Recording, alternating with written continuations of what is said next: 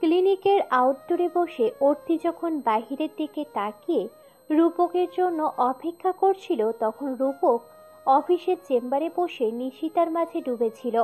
হালকা ব্যথায় যখন অর্থী দাঁত দিয়ে ঠোঁট কামড়ে ধরেছিল, তখন রূপক নিশিতার ঠোঁটে ঠোঁট নাড়াতে ব্যস্ত। হালকা ব্যথায় যখন মারাত্মক হয়ে উঠল, হাত পা কাঁপছিল অর্থীর, তখন রূপক উত্তেজনা নিয়ে আরো কাছে টেনে নেওয়ায় ব্যস্ত নিশিকে। নিশির নাকে ডগায় জমা হালকা ঘাম যেন মুক্ত কণার, ঠিক সেই সময় অর্থী শরীর ঘামে ভিজে যাচ্ছে। যখন রূপক ভাবছে তার বেস্ট ফ্রেন্ড এত সুন্দরী হওয়া সত্ত্বেও এতদিন কেন অর্থীর কাছে ছিল, তখন অর্থী ভাবছে হয়তো কাজ পড়ে গেছে, না হলে রাস্তার জ্যামে আটকে গেছে, না হলে রূপক আসতে দেরি করার ছেলে না, তাও আবার আজকের দিনে। রূপক যখন আবার নিশিতাকে কাছে টেনে 2 বছরের কন্ট্রাক্টে সিগনেচার করছিল, অর্থী তখন নিজের ডেলিভারি পেপারে নিজেই বনসই দিচ্ছিল। কি অদ্ভুত তাই না? একটা মেয়ে কতটা একা হলে, কতটা নিরুপায় হয়ে এই কাজটা করে। শুনেছি 20টা হাড় ভাঙার সমান হয় এই লেভার পেন। তারপরেও মেয়েটা বারবার রূপককে কল দিয়ে যাচ্ছে, কিন্তু কোনো লাভ হচ্ছে না। শুধু একটা ইচ্ছে, যদি একবার দেখতে পেত। ঠিক 17 মিনিট পর যখন অর্থী ছেলে জন্ম দিল, রূপক আবিষ্কার করলো এক নতুন নিশিতাকে। মেদহীন পেটে যে এত মাদকতা আছে জানা ছিল না, কিন্তু তখন তার স্ত্রীর পেট থেকে জন্ম নেওয়া সদ্য শিশুর নাভির নাড় কাটা হচ্ছে। নারীর জন্যই তো নারীর জন্মের আগে সন্তানের সাথে আজন্ম বাধা পড়ে। অর্থী সব শুনতে পাচ্ছিল, কিন্তু কিছু বলার শক্তি নেই। অবচেতন মনে শুধু রূপককে খুঁজতে লাগলো। রূপ তো এমন করে না। আজকের দিনে ব্যস্ততা নাকি কোনো বিপদ হলো? পুরোপুরি অজ্ঞান না হলেও নিজের উঠে গিয়ে কিছু করার শক্তি আর আজ অর্থীর নেই। কিন্তু আজ যে তোমায় বড্ড প্রয়োজন রূপ। কই তুমি? ঠিক রাত 3টের দিকে ঘুম ভাঙল রূপের। পাশে শুয়ে আছে নিশিতা। এই মেয়ের মাঝে যে এত জাদু আছে জানা ছিল না রূপের। ফোন অন করতেই মেসেজ এলো, your missed call 400, 190 missed call from Mayawati. তারপর শুরু হলো মেসেজের টুংটাং। তুমি কি বিজি? আমার ভালো লাগছে না, অস্বস্তি হচ্ছে খুব। কই তুমি? খুব ব্যস্ত? রূপ, আমার ওয়াটার ব্রোক করছে, তুমি প্লিজ আসো। আমি আর খালা ক্লিনিকে যাচ্ছি। আমরা এসেছি, ডাক্তার অপারেশন করতে যাচ্ছে, তুমি আসো না। এই, তুমি ঠিক আছো তো? ওটিতে ঢুকছি, জানি না আর দেখা হবে কি না। পারলে একবার এসো। অভিমান না, আমি বুঝি কাজের চাপ তোমার ইদানিং বেশি। ভালো থেকো। এরপর আর কোনো মেসেজ নেই। বুকের ভিতরটা ধক করে উঠল রূপের। অর্থি, অর্থি ঠিক আছে তো? রূপ যখন উঠতে যাবে তখন অনুভব করলো নিশিতা উঠে তাকে পিছন থেকে জড়িয়ে ধরে আছে। রূপ, আমি তোর কাছে কোনোদিন কিছুই চাইনি, শুধু একটা রাত চেয়েছি। তুই আমার কাছে আজ প্রতিজ্ঞাবদ্ধ। আজ তুই কোথাও গেলে আমি সত্যিই মরে যাব। নিশিতার ঠোঁটের স্পর্শ পেয়ে রূপ মন থেকে চলে যেতে চাইলেও শরীর সায় দিল না। পরম আবেশে যখন নিশিত 2 চোখ বন্ধ হয়ে আসছে, তখন মিটমিট চোখে তাকাচ্ছে অর্থি। এখনো যে তার 2 চোখ রূপকেই খুঁজছে। অর্থি যমজ সন্তান জন্ম দিয়েছে, এক ছেলে এক মেয়ে, কিন্তু এখনো ওদেরকে স্পর্শ করতে পারেনি। ডক্টর আদিত্য আহমেদ বললেন বাচ্চাদের জন্য স্পেস খুব একটা ছিল না। ছেলেটা মোটামুটি সুস্থ আছে, কিন্তু মেয়েটাকে অবজারভেশনে রাখা হয়েছে। ভোরের দিকে অর্থির মনে হলো কেউ একজন শক্ত করে জড়িয়ে ধরে আছে। তার মাথাটা ঠিক অর্থির বুকে। চোখ না খুলেই বুঝতে পারল এটা আর কেউ নয়, রূপ। যখন যখন দোষ করে ফেলে ঠিক তখন তখন চুপচাপ এসে অর্থির বুকে মাথা রেখে চুপচাপ থাকবে। একসময় ঘুমিয়ে যাবে, নিজেও উঠবে না, ওকেও উঠতে দেবে না। ঘুম থেকে উঠে দেখবে অর্থির সব রাগ গলে পানি। আচ্ছা, রূপ কি জানে ওদের দুটো বেবি হয়েছে? নার্স এসে এইভাবে দেখে রূপকে। ডাক দিতে চাইলে অর্থি ইশারা করে কিছু না বলতে বলে। আপনার কষ্ট হচ্ছে না? নার্সের প্রশ্নে অর্থি শুধু মাথা নেড়ে না বলে। ঘুম থেকে উঠে রূপ দেখে অর্থি জেগে আছে। রূপের অপমানবোধ কাজ করছিল। এই মেয়েটাকে এই সময় একা ফেলে যাওয়া ঠিক হয়নি। আগে থেকে সে জানতো যে কিছু কমপ্লিকেশন আছে, তারপরেও নিজে দুই হাত দিয়ে অর্থিকে স্পর্শ করতে বিবেকে বাঁচে। সব থেকে কঠিন সময় এই সময়। ভরসার হাত চেয়েছিল মেয়েটা। একটা সময় মেয়েটার রূপের জন্য সব ছেড়েছিল, কিন্তু আজ আমায় একটু পানি দিবা? গলা শুকিয়ে গেছে। মোটেই না, স্যালাইন চলছে। একটু প্লিজ, না হলে মরে যাব। না, একটুও না। আমি মরে গেলে তো তুমি খুশি হও, কালকেই বিয়ে করতে পারবা। কিন্তু আমার সন্তান দুটো তো এতিম হবে। কথাটা রূপের বুকে গিয়ে কাটার মতো বিচ্ছে। আচ্ছা, ও কি কিছু বুঝতে পেরেছে? না হলে এসব কেন বলছে? কেবিন থেকে বেরিয়ে যাওয়ার সময় মেসেজের শব্দ হলো। থ্যাংক ইউ সো মাচ কাল রাতে এতগুলা ভালোবাসার জন্য। Love you. রূপ রিপ্লাই দিল না। মোহে পড়ে হয়তো সে ভুল করেছে, কিন্তু এক ভুল বারবার করলে সেটা পাপ হয়। মেসেজ মিউট করে রেখে দিল সে। দেখতে দেখতে কেটে গেল আরো কয়েকটা দিন। ছেলেকে কোলে পেয়েছে, কাল মেয়েকে দেবে। দিলেই ওরা বাসায় চলে যেতে পারবে। এই কয়েকদিন রূপ অফিসের সাইডে কোথাও যায়নি, শুধুই অর্থির কাছে ছিল। পুরো দুনিয়া যখন এখানে, তাহলে ফোন দিয়ে কি হবে? আর অর্থির খেয়াল রাখতেই সময় পায়, ফোনে চার্জ দেওয়ার সময় সে পায়নি। 2 দিন পর ফোন অন করে দেখে নিশিতার অনেক মেসেজ। শেষ মেসেজটা এমন ছিল। তুই যে এখন না আসিস, মিলিয়ে নিস, আমি সুইসাইড করব। সাথে হাত কাটার একটা ছবি। এমন দেখে রূপা নিজেকে আটকে রাখতে পারল না। আসছি বলে বেসমেন্ট থেকে গাড়ি নিয়ে দ্রুত ছুটল বনানের ফ্ল্যাটে। নিশি কিছু করে বসবে না তো, খুব জেদি মেয়ে। 8 বছর ধরে চেনে ওকে, যা চায় না পেলে নিজের ক্ষতি করবে। ওর কিছু হলে ও কিছুতেই মেনে নিতে পারবে না। অনেকক্ষণ বেল বাজানোর পর দরজা খুলছে না নিশি। ভয়ে হাত পা ঠান্ডা হয়ে আসে। ঠিক আছে তো? ঠিক সেই সময় দরজা খুলে দিল নিশি। কোনো কথা না বলেই খুব শক্ত করে জড়িয়ে ধরল নিশিকে। ঠিক এমন ভাবে ধরল, কলেজ থেকে ট্যুরে গিয়ে যখন নিশি রাতের বেলা কক্সবাজারে লুকিয়ে ওকে ভয় দেখিয়েছিল সেদিন। একটা চর মেরে তোর সব দাঁত ফেলে দেব। এই বাহানায় তো স্পর্শ পাবো। মাথা ঠিক আছে তোর? কি সব মেসেজ দিয়েছিস? আমি মরলে কার কি? আমার সবই। তাহলে কই ছিলে এই কয়দিন? অর্থের কাছে তো। কি আছে ওর মাঝে যে আমার মাঝে নেই? রূপ নিজের মধ্যে নিশিকে মিলিয়ে নেয়। বুঝতে পারে মেয়েটার জ্বর, কিছু হয়তো খায়নি। বিছানায় শুয়ে দিয়ে বলে, আমি খাবার নিয়ে আসছি, তুই উঠবি না? তুই চলে যাবি। আমি যাব না পাগলি। চলে গেলে সত্যিই মরে যাব কিন্তু। রূপ কিছু না বলে নিশির কপালে চুমু দেয়। ছোটে দিলে কি ফরিয়ে যেত? অভ্যাস হয়ে গেছে রূপের। কোথাও বের হওয়ার আগে ওর থেকে সবসময় কপালে চুমু দিয়ে বের হয়। ঠোঁটে দিলে বলতো ভালোবাসার বিশুদ্ধ পবিত্রতা বহিঃপ্রকাশ কিন্তু কপালে চুমু দেওয়াতেই। সেদিন বৈশাখের প্রথম কালবৈশাখী ছিল, যা অনেক কিছু কেড়ে নিয়ে গেল। রাত প্রায় 10টা। রাতের খাবার খেয়ে কেবল শুতে যাচ্ছিলেন অর্থির মা বাবা। ঠিক সেই সময় অর্থির মায়ের ফোনে কল এলো। স্ক্রিনের নাম্বার দেখে আটকে উঠলেন তিনি। এতদিন পর কেন? অর্থি কল দিয়েছে। মেয়েটা ঠিক আছে তো? কাঁপা কাঁপা হাতে রিসিভ করতে ওপাশ থেকে কেউ কাঁদছে আর বলছে, মা, মা গো, তুমি কেন আমাকে অভিশাপ দিয়েছিলা? মা, আমি তোমার সন্তান বেঁচেই রইলাম, কিন্তু তোমার কথা মতন আমি সন্তান হারা মা। মা, তুমি অভিশাপটা ফিরিয়ে নাও না মা গো। মা, আমার দুধের সন্তানটা বেঁচে যাক। মা, মা, তুমি শুনছো?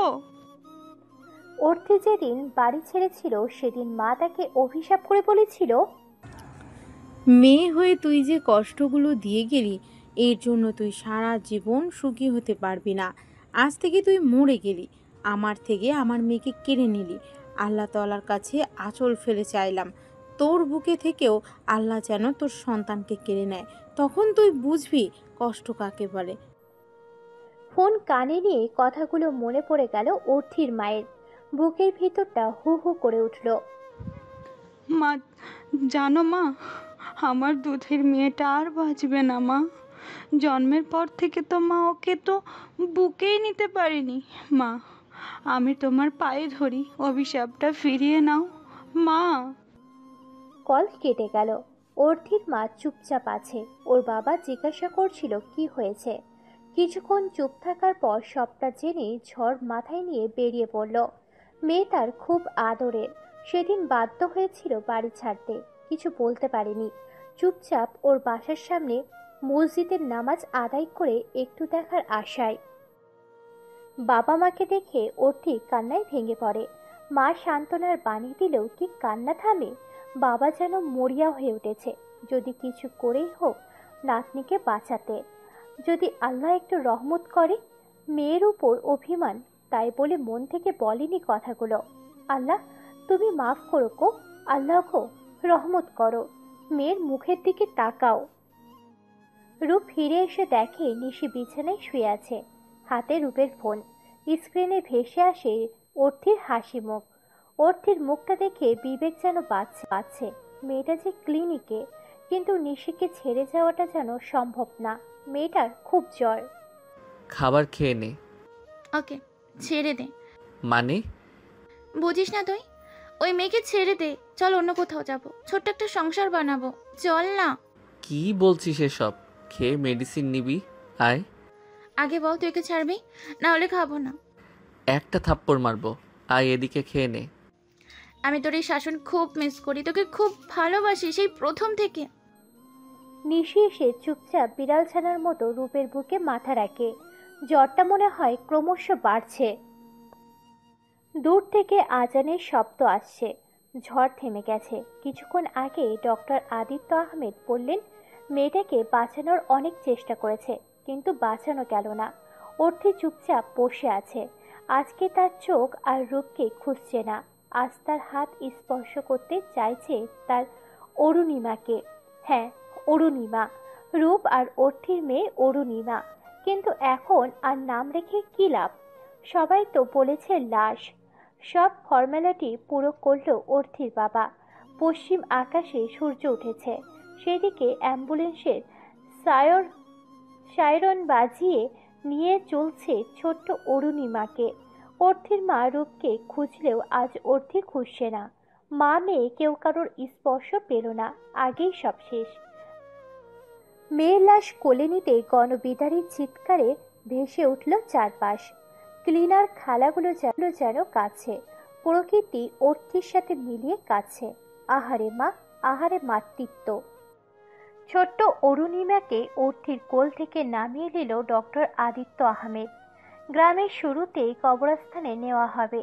খুব বেশি কেউ না, অর্থির বাবা, ভাই, কাকা, হুজুর সাহেব আর আদিত্য। এই কয়েকজন মিলে জানাজা পড়ে দাফন করলো অরুণিমাকে। ছেলেটা অর্থির মায়ের কাছে ছিল, শুধু ভাবছিল আচ্ছা, সত্যি কি আমার অভিশাপ লেগেছে? না, আমি তো এমন চাইনি। কোনো মা তার সন্তানের এত বড় ক্ষতি চায় না। অর্থির ছেলে যে তার অনন্য পাওয়া, সারা জীবন আগলে রাখবে। দাফন শেষ করতেই দূর থেকে শোনা যাচ্ছে অর্থির চিৎকার। আদিত্য ঠিক যে ভয়টাই পাচ্ছিল তাই হলো। অতিরিক্ত স্ট্রেস আর কান্নার কারণে অর্থির অবস্থা ভালো না। রাস্তায় আসার সময় ঝাঁকুনি লেগেছে। আল্লাহ জানে সেলাইয়ের কিছু হলো কিনা। সকালে ঘুম ভাঙলে নিশিতা দেখে রূপ তার পাশে নেই, কাউচের উপর ঘুমিয়ে আছে। আচ্ছা, ও এমন কেন? দিদি কি কখনো কাছে আসতে পারে না? সবসময় কি জোর করতেই ভালো লাগে? মাঝে মধ্যে ইচ্ছে হয় ওর হাত ধরে হারিয়ে যেতে।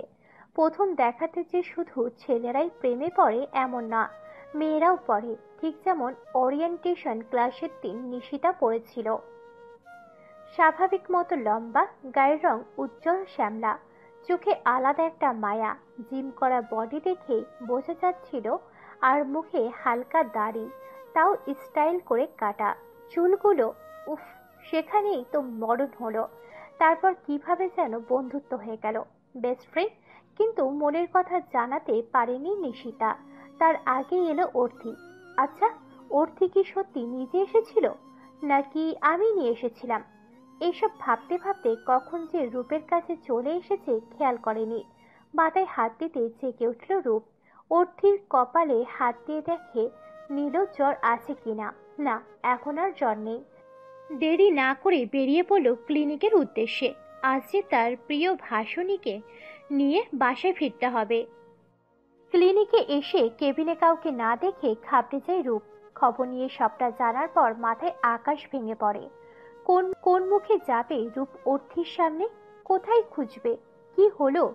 কিছু বুঝতে না পেরে মাথায় হাত দিয়ে বসে পড়ে রিসেপশনের এক পাশে। কিছুক্ষণ পর লিফটে নামতেই খেয়াল হয় অর্থির ভাই অ্যাম্বুলেন্স থেকে নেমে আসে। অ্যাম্বুলেন্সের ভিতর থেকে কোলে করে অর্থিকে নামালো আদিত্য। স্ট্রেচারে শুয়ে দিয়ে বলল দ্রুত নিয়ে যেতে। ঠিক সেই সময় ঘটল বিপত্তি। বিদ্যুৎ না থাকায় লিফট বন্ধ। স্ট্রেচারে করে 6 তলায় ওঠানো পেশেন্টকে সম্ভব না। এত কিছু ভাবার সময় নেই। অনেকটা ব্লিডিং হয়ে গেছে, দ্রুত নিতে হবে। ডক্টর আদিত্য কিছু না ভেবে অর্থিকে কোলে নিতে উঠানোর সময় কেউ এসে তার হাত ধরে বলে, আমার স্ত্রী, আমি নিতে পারবো। রূপের মুখের দিকে তাকিয়ে আদিত্য কিছু বলতে নিয়েও নেয় না। এখন সময়টা অধিকারের নয়, দায়িত্বের নয়, এখন সময় হলো এই পরীটাকে বাঁচানোর। কিছুক্ষণ আগেই তো আদিত্য ছোট্ট একটা পরীকে নিজের হাতে দাফন করে এলো। সে এখন চায় না তার মিষ্টি পরীকে হারাতে। সাদা বেডশিটের অনেকটা রক্তে লাল হয়ে গেছে। ব্যথায় মেয়েটা কুঁকড়ে যাচ্ছে। ইন্ট্রোনাল ব্লিডিং বেশ ভালোই হয়েছে। কমপ্লিকেশন তো আগেই ছিল। শরীরে রক্ত কম থাকায় জরুরি ভর্তিতে অর্থী শরীরে রক্ত দিতে হবে। ভাই বাবা যেন মরিয়া হয়ে উঠেছে, কি করবে? মা তো নাতিকে কোলে নিয়ে পাথর হয়ে বসে আছে। রূপ দাঁড়িয়ে আছে আইসিইউর সামনে। আদিত্য দিশেহারা হলেও যথেষ্ট শান্ত রয়েছে। আচ্ছা, পারবে তো সে তার ছোট্ট পরীটাকে বাঁচাতে? ব্লিডিং কিছুতেই বন্ধ হচ্ছে না। 19তম ব্লাড ব্যাগ চলছে। যত দ্রুত সম্ভব ব্লিডিং বন্ধ করতে হবে। রূপ শুধু তাকিয়ে দেখছে, খুব কান্না পাচ্ছে। বারবার না করেছিল, কিন্তু মেয়েটা শোনেনি। রূপ তো চায়নি বাচ্চা, কেন সবসময় জেদ করত? কিন্তু যখন কনসিভ করলো সেদিন আলাদা অনুভূতি ছিল।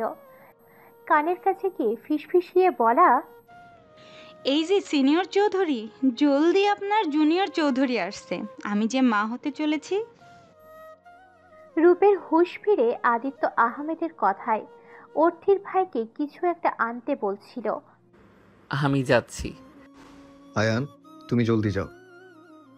আয়ান চলে যাওয়ার পর এই দায়িত্বটা যদি কাল রাতে দেখাতে, তাহলে আজ তোমার মেয়েও বেঁচে থাকতো আর অর্থের এ অবস্থা হতো না। সারা রাত কেউ চোখের পাতা এক করতে পারেনি। আদিত্য সবসময় অর্থির পাশে ছিল। সাদা একটা চাদর দিয়ে ঢেকে রাখা, মুখে অক্সিজেন মাস্ক। খুব ইচ্ছে হচ্ছিল অর্থিকে জড়িয়ে ধরে কাঁদতে, কিন্তু সে তো তার অধিকার নয়। সাদাতে সবসময় মেয়েটাকে ভালো লাগে আদিত্যর, কিন্তু আজকের সাদা বড্ড বেশি ভয়ঙ্কর। কিছুক্ষণ পর পর আদিত্যর হাত স্পর্শ করছে অর্থির হাত।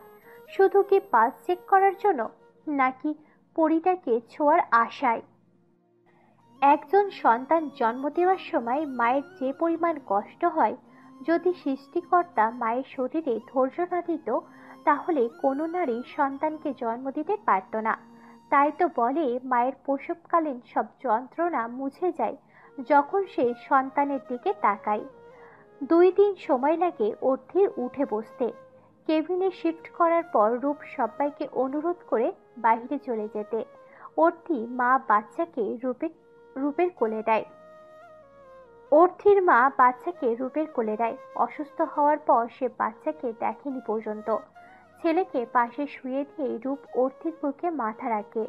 বাচ্চাদের মতো কান্না করতে থাকে। শক্ত করে জড়িয়ে আছে সে। অর্থি কখনো রূপকে এভাবে কাঁদতে দেখেনি। হ্যাঁ, দেখেছিল যেদিন রূপের বাবা মা একসাথে অ্যাক্সিডেন্টে মারা যায়। দাফন করে আসার পর খুব কেঁদেছিল রূপ। সেদিন অর্থির বুকে প্রথম মাথা রাখে রূপ। সম্পর্ক ছিল না কিছুই, তবুও যেন রূপ ভরসা, সাহস সব খুঁজে পেয়েছিল। তারপর থেকেই তো ধীরে ধীরে পথ চলা। এদিকে বাচ্চাটাও কান্না শুরু করে দিয়েছে। ভাঙা ভাঙা গলায় দুর্বল অর্থি বলে, কি করছো? বাপ ছেলে মিলে কান্নাকাটি শুরু করে দিলে কেন? শোনো, ছেলেকে আমার কোলে দাও আর ওঠো না। রূপ উত্তর না দিয়ে আরো শক্ত করে জড়িয়ে ধরে। সে ছাড়া যে আর কেউ নেই তার। আরে ওঠো না, ছেলের গলা শুকিয়ে গেল তো। রূপ উঠে ছেলেকে কোলে দিয়ে অর্থির কপালে চুমু দেয়। অপরাধ বোধে কুড়ে কুড়ে খাচ্ছে। বিনিময়ে অর্থি হাসে আর বলে, আমি তো একা পারবো না, মাকে পাঠাও না। রূপ বেরিয়ে অর্থির মাকে পাঠিয়ে দেয়। লিফটের সামনে দাঁড়াতেই কয়েক সেকেন্ডের জন্য দরজা খুলে যায়। সেই সময় হাত ধরে টান দিয়ে কেউ রূপকে লিফটে নিয়ে নেয়। কিছু বুঝে ওঠার আগে তার আয়ত্তে চলে যায় রূপের ঠোঁটজোড়া। রূপ বেশ বুঝতে পারে এই স্পর্শ শুধু নিশিতার। রূপ যতটা দ্রুত পারল নিশিকে নিজের থেকে দ্রুত ছাড়িয়ে নিল। বেশ খানিকটা জোর করে ধাক্কা দেয় নিশিকে। লিফটের দেওয়ালে সজোরে ধাক্কা খায় নিশি। মাথাটা ঝিমঝিম করছে। খানিকটা সময় লাগে ঝটকা সামলাতে। লিফট এসে গ্রাউন্ড ফ্লোরে নেমেছে। দরজা খোলার পর নিশি রূপের হাত ধরে টেনে নিয়ে হসপিটালের ক্যান্টিনের পাশেই একটা রুমে ঢোকে। তুই এইভাবে আমাকে ধাক্কা দিলি কেন? তুই এখানে কি করছিস? আর এসব কি? তোর ফোন অফ। আর আমি পারছি না তোকে ছাড়া থাকতে, বড্ড ভালোবাসি রে। ভালোবাসা? ভালোবাসা মাই ফুট। আমি তোকে ভালোবাসি না। অর্থি আমার স্ত্রী, আমি শুধু ওকে ভালোবাসি। আমি আমার ভালোবাসা আদায় করে নিতে জানি রূপ। কিভাবে? শ্যাম্পেন খাইয়ে, ক্লেভেজ দেখিয়ে? তুই ছাড়া আমার দেহ কেউ স্পর্শ করেনি, তুই জানিস। তোর জন্য আমার মেয়ের দাফনটা করতে পারিনি। পাগলিটা মরে গিয়েছিল প্রায়। তোকে কোনো দিন মাফ করব না। যা, তুই এখান থেকে যা। রাগে রূপের হাত পা কাঁপছে। সাহস হয় কি করে? বেস্ট ফ্রেন্ড তো কি, স্ত্রী তো নয়। সেদিন যা হয়েছে সব নেশার ঘোরে। হ্যাঁ, একসময় নিশিকে খুব কাছে চাইতো, কিন্তু অতীত। সে রাতে যদি বের হয়ে না যেত তাহলে হয়তো মেয়েটা আজ বেঁচে থাকতো। স্বামী হিসেবে সে হয়তো খারাপ, কিন্তু বাবা হিসেবে সে আজ খুনি। আদিত্য কেবিনে ঢুকেই দেখল অর্থি বেবিকে ফিডিং করাচ্ছে। চোখ নামিয়ে নিল, কিন্তু তার কাছে এই মুহূর্তে যেন অমূল্য। আদিত্যদা, দাঁড়িয়ে আছো কেন? এসো বসো। পরে আসি। উফ, হয়ে গেছে তো, আসো। তুমি নাকি আমার ছেলেকে কোলে নাওনি, কেন বলো তো? আমি বাচ্চা সামলাতে পারি না, তুই তো জানিস। তুমি না চাইল্ড স্পেশালিস্ট? কার্ডিওলজিস্ট। সে যাই হোক, নাও তো আমার ছেলেকে। আদিত্য উঠে গিয়ে কাছের চেয়ারে বসে। অর্থি খুব সাবধানে কোলে দেয়। আদিত্যর অনুভূতিটা ভিন্ন ছিল না। অরুণিমাকে কোলে নিয়েছে সে। মনে হয়েছে এরা যেন আদিত্যর অংশ। অর্থির কাছে এসে রূপ চুপচাপ দেখছে। অর্থির হাতে রূপের হাত। সে চাইছে অর্থিকে সবটা বলতে, কিন্তু কিছুটা সময় দরকার। ঠিক সেই সময় হন্তদন্ত করে ঢুকলো আবির। স্যার স্যার বলতে বলতে মুখে ফেনা উঠে গেছে। স্যার, আপনাকে এখনই খুলনা যেতে হবে। কেন? স্যার, কিছু সমস্যা হয়েছে ফ্যাক্টরিতে। তোমরা আছো কি করতে? আমি যাব না। স্যার, অনেক ক্ষতি হয়ে যাবে। কিন্তু রূপ তার কথাই অনড়। সে যাবে না। অর্থিকে সেই 2 দিনের জন্য ছেড়েছিল। 2 দিন অনেক কিছু কেড়ে নিয়েছে আয়না। অর্থির কথা রূপ ফেলতে পারল না। তাকে যেতেই হচ্ছে। অর্থির ফ্যামিলি আশ্বাস দিয়েছে খেয়াল রাখবে, কিন্তু রূপের মন কুগাইছিল। আদিত্য চেম্বারে বসে আছে। কিছুক্ষণ আগে ওটি করে এসেছে। চোখে শুধু সেই 15 বছর বয়সী অর্থি। কানে বাজছে তার ডাক। আদিত্যদা, এই যে দেখুন, ভুলেও আমাকে আপনার বউ ভাববেন না। আব্বু যতই আপনাকে বাবা আর আমাকে মা বলে ডাকুক না কেন, তবুও কিন্তু আমি আপনার বউ নই। মাথায় কথাটা রাখবেন। এই যে দেখুন, ভুলেও আমাকে আপনার বউ ভাববেন না। আব্বু যতই আপনাকে বাবা আর আমাকে মা বলুক না কেন, তবুও কিন্তু আমি আপনার বউ নয়, কথাটা মাথায় রাখবেন। রাজশাহী থেকে ঢাকায় এসে বেশ খানিকটা খারাপ লাগছিল আদিত্যর। সবে সে এই বাসায় এসেছে। জিনিসপত্র গুছিয়ে রাখার সময় পিছন থেকে মেলি কণ্ঠস্বর শোনে। পিছনে তাকিয়ে বেশ রীতিমতো চমকে যায়। 14-15 বছর বয়সী মেয়ে, কোমর অব্দি চুল, দেখতে অপরূপ। চোখের নিচে নাকের বাঁ পাশে তিল, ঠোঁটগুলো হালকা বেগুনি, হালকা মিষ্টি রঙের ত্রিপিস পরা, দেখতে একেবারে পরীর মতো। মুখ থেকে অস্পষ্ট স্বরে বেরিয়ে এলো মিষ্টি পরী। কি বললেন? কিছুই না, তাছাড়া আমার বউ হওয়ার বয়স আপনার হয়নি, পিচ্ছি মেয়ে। আদিত্য নিজেকে সামলে নিয়েছে। এই গুণ অনেকটা রক্তে মিশে আছে। হুম, তাহলে সমস্যা নেই। শুনলাম আপনি নাকি এই বাসায় থাকবেন, লজিং মাস্টার। আদিত্য ভুরু কুঁচকে তাকায়। এই পিচ্ছি, তুমি লজিং মাস্টার বুঝো? না, গল্পে পড়েছি। আচ্ছা, বললেন না তো। কি? Lodging master. ধরে নাও তাই। আদিত্যর বেশ খানিকটা সময় লেগেছিল এই মেয়েটাকে বুঝতে। সত্যিই কি কিছু বোঝে না, নাকি না বোঝার ভান করে? কিছুদিন যেতেই বোঝে, না, এই মেয়েটা সত্যি এমন। একদিন রাতে আদিত্য বসে পড়ছিল। হঠাৎ মনে হলো কেউ যেন কাছে। আন্টি বাসায় নেই, আয়ানকে নিয়ে গ্রামে গেছে, আঙ্কেল ফেরেনি, খালা বাজারে গেছে ফেরেনি, তবে কে কাছে? রুম থেকে বেরিয়ে বুঝতে পারে কান্নার শব্দটা অর্থির রুম থেকে আসে। দৌড়ে রুমের কাছে গিয়ে ভিতরে ঢুকতেই অর্থির আদিত্যকে ধাক্কা দিয়ে ওয়াশরুমে চলে যায়। ওয়াক ওয়াক করে বমি করতে করতে পেটে হাত দিয়ে বসে পড়ে। আদিত্য ধরে রুমে গিয়ে এসে শুয়ে দেয়। সেদিন প্রথম কোনো মেয়েকে এইভাবে আষ্টেপৃষ্টে জড়িয়ে ধরে। অনুভূতি বলার ছিল না। কিছুক্ষণ পর বুঝতে পারে বিষয়টা। কিচেনে গিয়ে গরম পানি এনে দেয়। ছ্যাক নাও, কমে যাবে। আমি পারবো না, আমার বমি আসছে। আমি মনে হয় আর বাঁচবো না। আম্মুকে ডেকে দিন, আমার সময় শেষ। আদিত্য প্রায় হেসে ফেলে। হাসি থামিয়ে বলে, আগেও এমন ব্যথা হতো না, আজকেই প্রথম? আজকেই প্রথম। আম্মু বলতো রাস্তায় কিছু খাবি না, কিন্তু আমি আজকে তেঁতুলের আচার খেয়েছি। মনে হয় তাতে কাচের গুঁড়ো ছিল। আমার পেটের নাড়িভুড়ি কেটে রক্ত বের হচ্ছে। আমি আর বাঁচবো না। তুমি কোন ক্লাসে পড়ো? ও আল্লাহ, তুমি দড়ি ফেলাও, আমি উঠি। আমি মরি আর সে বলে কিনা আমি কোন ক্লাসে পড়ি? 9-এ পড়ি। 9 বোঝেন? আল্লাহ গো, তুমি কই? আমাকে নাও। এত কষ্ট দেনি বা কেন? আমি কি দোষ করেছি? বলে কান্না শুরু করে দিল। আদিত্য হাসছিল, বলল, চুপচাপ শুয়ে থাকবে। এটা নাও, এখানে ধরে থাকবে, আমি আসছি। বাইরে থেকে লক করে দিয়ে যাব। আমি আঙ্কেল ছাড়া কেউ এসে মরে গেলেও খুলবা না। কিছুক্ষণ পর আদিত্য আসে। অর্থির হাতে একটা প্যাকেট দিয়ে চলে যায়। ততক্ষণে পেটে ব্যথা কিছুটা কমেছে। অর্থি প্যাকেট খুলে ভ্যাবাচ্যাকা খেয়ে যায়।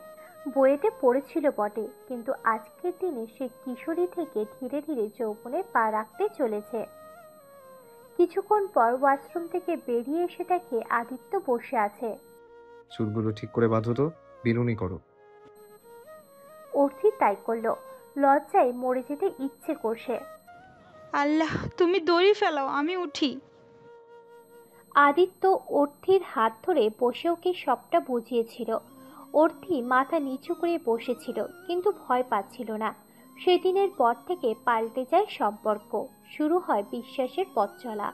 তারপর বাকি 5টা বছর অর্থিকে কখনো ব্যথায় কাটতে হয়নি। আদিত্য ছিল তো।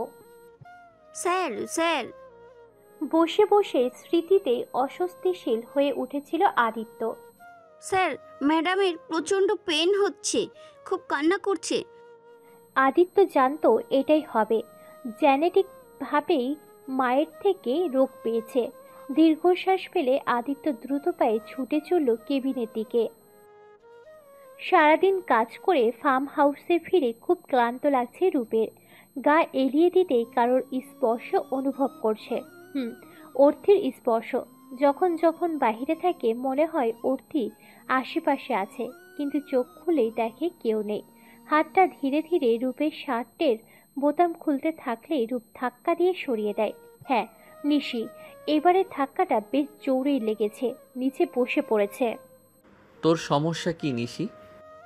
তোর কি সমস্যা? তুই কেন আমার সাথে এমন করছিস? তুই কি জানিস না, বুঝিস না, সবটা ভুলে গেলি?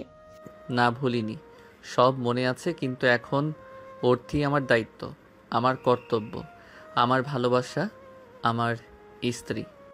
স্ত্রী? হাসালি রূপ, ভুলে গেছিস? তুই কখনো ওর থেকে ভালোই বাসিসনি। তোদের বিয়ে কখনো প্রেমের নয়, যা হয়েছিল সব পরিস্থিতির সৃষ্টি। তুই শুধুই ওর আশ্রয়দাতা। সেদিন তুই ওকে আশ্রয় না দিলে হয়তো আজ ওর কোনো অস্তিত্ব খুঁজেই পাওয়া যেত না। ও শুধু তোর আশ্রিতা, আর আশ্রিতা কখনো স্ত্রী হতে পারে না। আমি মানি না। তুই শুধু আমার। ভুলে যা 3টে বছর প্লিজ, নাহলে মরে যাবো। প্লিজ রূপ।